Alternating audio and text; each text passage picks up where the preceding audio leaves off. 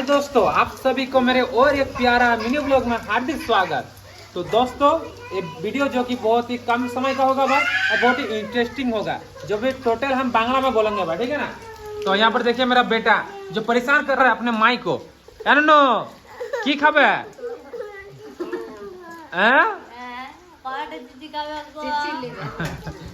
तो 5 गो बोल रहा है। देखिए चिची मतलब मछली है तो उसको भी चिची बोलता है, ठीक है ना। बोल रहा है कि चिची खाएंगे माँ। एनु कोड़ा खाबे नो कोड़ा खाबे ए बेटा कोड़ा खाबे। तो दोस्तों बोल रहा है कि 5 को खाएंगे, ठीक है ना।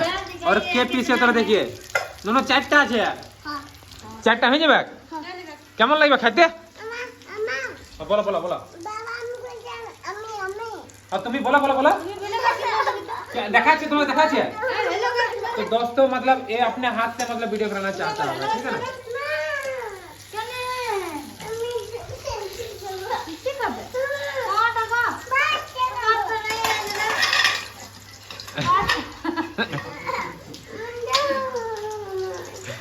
तो बंधुरा एक ने बहुत माना लीला हो जाए, ठीक ना।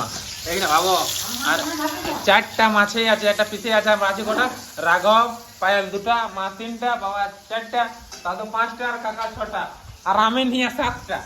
মানে এটাকে হবে আধা আধা ভাগ করে। রাঘব তুমি আধা না পাবে, একটা পাবে না। হ্যাঁ বিচার হলো না। হ্যাঁ বাই বাই।